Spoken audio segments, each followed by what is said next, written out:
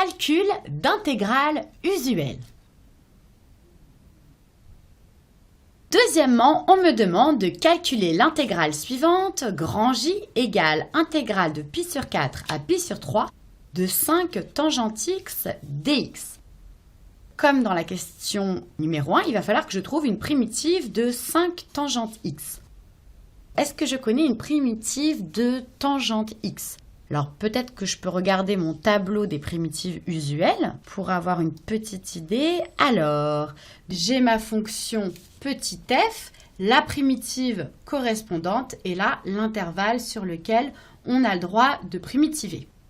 Moi je cherche une primitive de tangente x. Donc là j'ai pas ça, x à la puissance n, nanana. Ah, là je vois que j'ai du tangente, mais attention, il est au carré. Maintenant, ça ne fonctionne pas parce que moi, je veux du tangente x, je ne veux pas du tangente x au carré.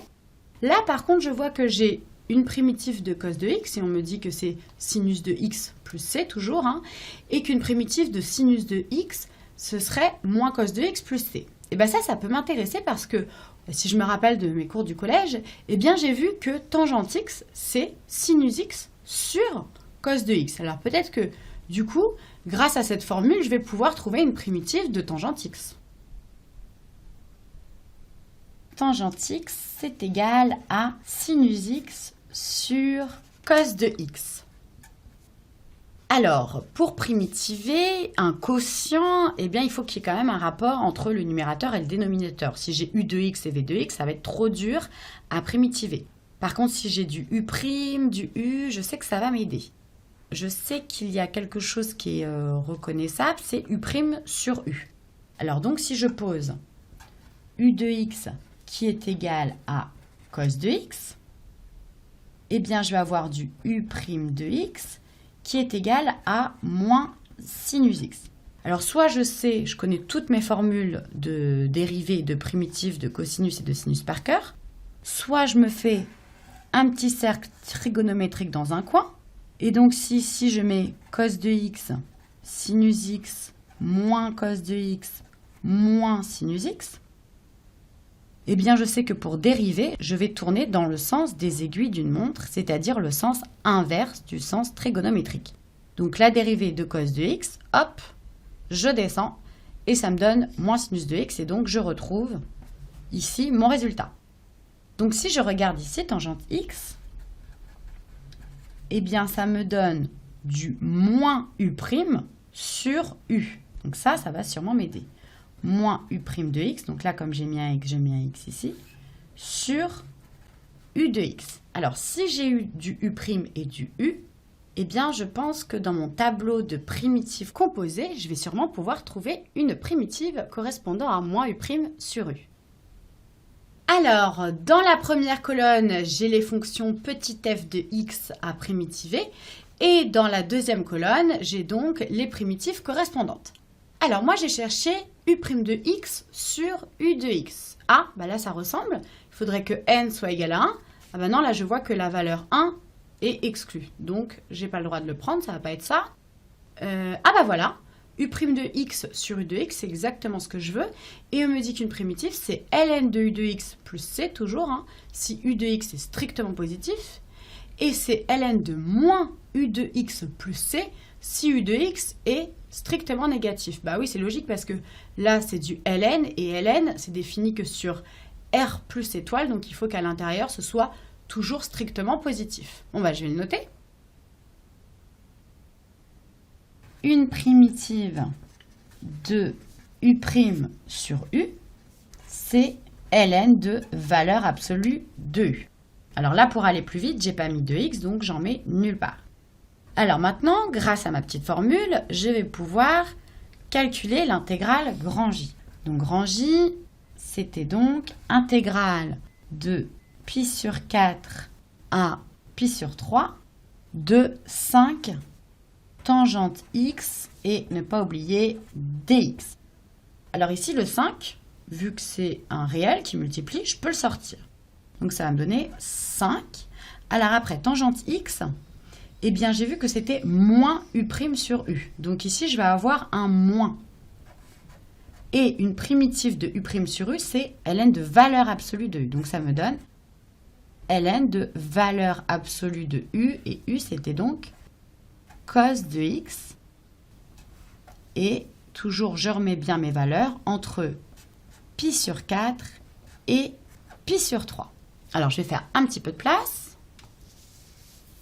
Maintenant je vais pouvoir calculer en pi sur 3 moins ici ma primitive en pi sur 4. Je vais donc regarder cos de pi sur 3 et cos de pi sur 4. Alors peut-être que je pourrais avoir un petit tableau de valeurs des cosinus pour m'aider. Dans la première ligne, j'ai donc les angles en radians.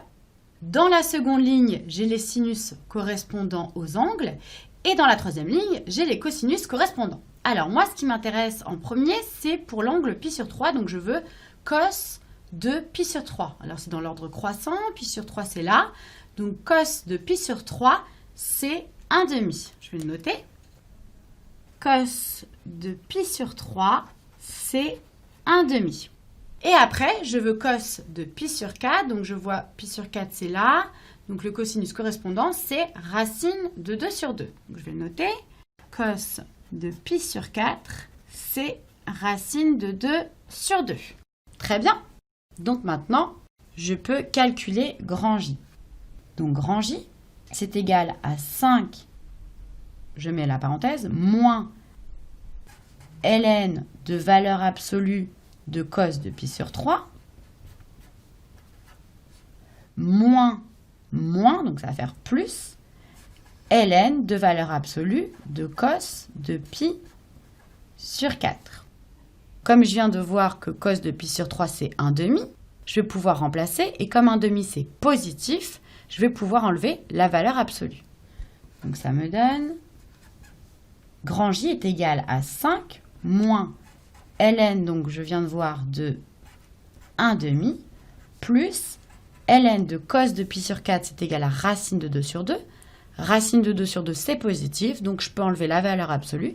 Donc ça me donne directement racine de 2 sur 2.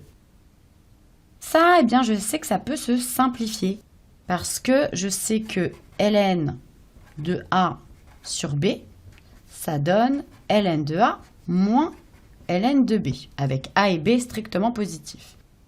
Donc je peux remplacer. Ça me donne J est égal à 5 facteurs de moins ln de 1 moins, donc ça fait plus ln de 2, plus de la même façon, ln de racine carrée de 2 moins ln de 2. Alors, ça va se simplifier un petit peu parce que ln de 1, je me rappelle que ln de 1, c'est égal à 0. ln de 1, ça va se simplifier. Plus ln de 2, moins ln de 2, ça va simplifier. Donc, il me reste ln de racine carrée de 2. Et racine carrée de 2, eh bien, je sais que racine carrée, c'est comme ln de 2 à la puissance 1/2. Et le 1/2, je peux le mettre devant. Donc, ça fait 1/2 de ln de 2. Donc, au final, ça me donne J est égal à 5 fois 1/2 de ln de 2. Donc, 5/2 de ln de 2. Je peux souligner ma solution. Et je vérifie. Et j'ai bien J est égal à 5/2 de ln de 2.